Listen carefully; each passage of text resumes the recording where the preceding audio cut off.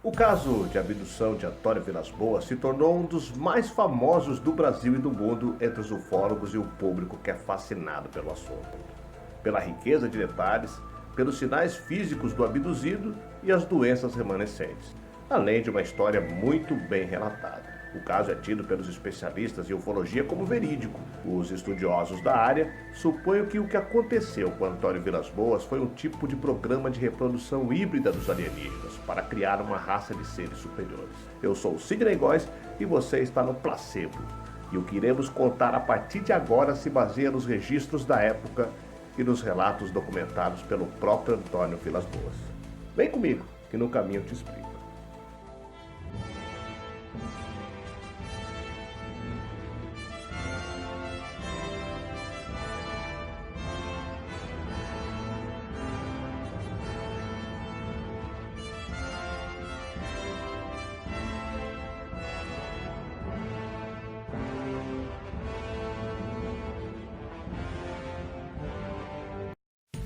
Antônio Vilas-Boas morava com a sua grande família em uma fazenda próxima à cidade mineira de São Francisco de Sales.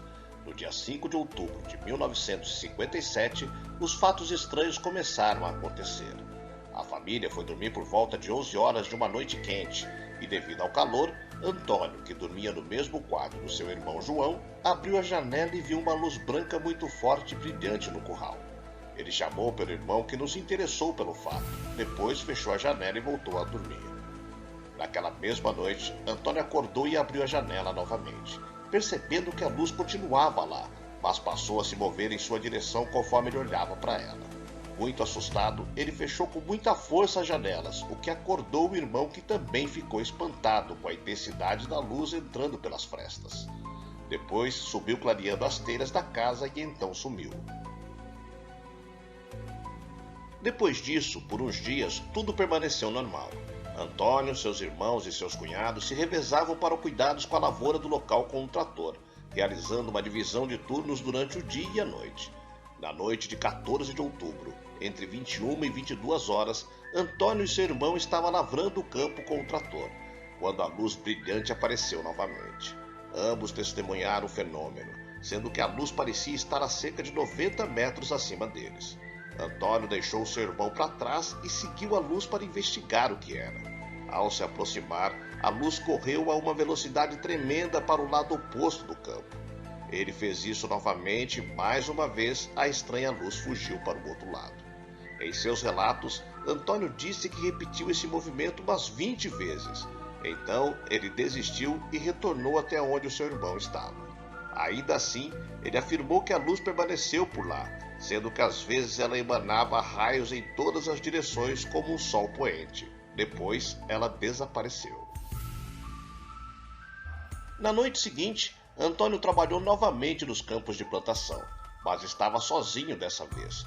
Por volta da 1 da manhã, quando ele estava no mesmo local em que testemunhou a luz estranha, um pouco longe de seu trator, ele avistou mais uma vez o fenômeno, que veio de forma avermelhada no céu e aumentava em sua direção em uma velocidade impressionante, antes que ele pudesse pensar no que fazer. A luz estava pairando sobre ele a cerca de 50 metros sobre a sua cabeça. Então ele conseguiu ver de onde vinha. Segundo o seu relato, a luz era emanada por uma nave que tinha o formato de um ovo alongado, que foi se preparando para pousar aos 15 metros de onde ele estava, com 3 suportes metálicos para o apoio. Foi quando Antônio correu desesperado para o trator para tentar fugir. No entanto, o veículo falhou e as luzes dele se apagaram também. Vilas-Boas então saltou do trator e, ao correr em direção à sua casa, ele foi agarrado por um ser que lhe disse que mal batia na altura de seu ombro. Conseguiu lhe dar um golpe que o desestabilizou e tentou correr novamente, mas outros 3 seres surgiram rapidamente e o agarraram pelos braços e pernas, levando para dentro da nave. Em seus testemunhos, Antônio disse que as criaturas tinham cerca de 1,57 m de altura e que vestiam roupas estranhas. Antônio os descreveu em muitos detalhes. Era algo muito minucioso para ter vindo apenas de uma imaginação fértil. Segundo ele, os seres usavam um traje bastante justos, feito de material grosso e acinzentado, mais macio, tendo tiras pretas em algumas áreas. Ele disse que o traje ia até os pescoços dos aliens, que usavam um tipo de capacete rígido, reforçado ainda na altura do nariz. Os trajes eram como macacões que tinham um emblema vermelho no peito que refletia luzes algumas vezes, além de eles usarem luvas grossas e cintos largos. As solas dos sapatos que usavam eram também bem grossas, tendo cerca de 5 a 8 centímetros de espessura. Antônio afirmou que os capacetes escondiam tudo, exceto os olhos dos seres, que estavam protegidos por óculos redondos e transparentes. O agricultor observou que os olhos pareciam menores que os nossos, sendo claros e azuis. Acima deles, o capacete era bastante grande, como se protegessem cabeças enormes ou algum tipo de equipamento. Uma vez dentro do objeto não identificado, Antônio se viu cercado pelos seres estranhos sem ter como reagir, ficando vulnerável ao que viesse a acontecer. Ele estava agora em uma pequena sala quadrada sem nenhum tipo de móvel e com luzes fortes.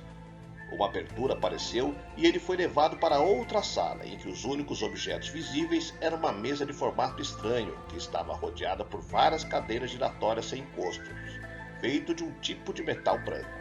Seus sequestradores de outro planeta o seguraram enquanto se comunicavam em sons irreconhecíveis. Em seu testemunho, disse que esses sons não tinham semelhança alguma com a fala humana. Em uma tentativa de descrição, contou que pareciam grunhidos de animais misturados com um tipo de tremor no final. Na sala, Antônio, mesmo contra sua vontade, foi totalmente despido. Ele disse que relutou e falava para eles pararem. E apesar de não entendê-lo, os seres pararam por um momento e olharam para ele como se estivessem tentando lhe fazer entender que eles estavam sendo educados e que aquilo era necessário. Depois de despí-lo, um líquido sem cheiro e parecido com óleo sem cor foi passado em seu corpo com um tipo de esponja. Depois, ele se dirigiu a outra sala onde 2 outros seres se juntaram a ele, levando um tipo de cálice de onde saíam 2 tubos compridos. Parecidos com pequenas e finas mangueiras, esses tubos tinham nas extremidades uma espécie de ventosa que foi colocada no queixo de Antônio, fazendo seu sangue escorrer por ele até o cálice. Foram 2 retiradas de sangue, uma de cada lado do seu queixo. Ele não sentiu dor, mas apenas um incômodo e um tipo de queimação. Depois da coleta das amostras de sangue de Vilas Boas, ele foi deixado sozinho na sala por cerca de 1 hora. Lá, ele ficou de certa forma confortável em uma cama cinza no meio da sala. Porém, isso não durou muito tempo, pois uma fumaça cinza foi emitida de alguns buracos nas paredes e depois se dissipou. Esta fumaça o deixou enjoado e sufocado, sendo que logo em seguida ele correu para um canto e vomitou. Isso parece ter aliviado a sua respiração, que ficou mais normal. Foi após isso que uma alienígena totalmente nua adentrou a sala. Alguns especialistas em ufologia e em aliens disseram que a tal fumaça era uma substância química que permitiu que a alienígena pudesse entrar na sala sem a necessidade do capacete para respirar.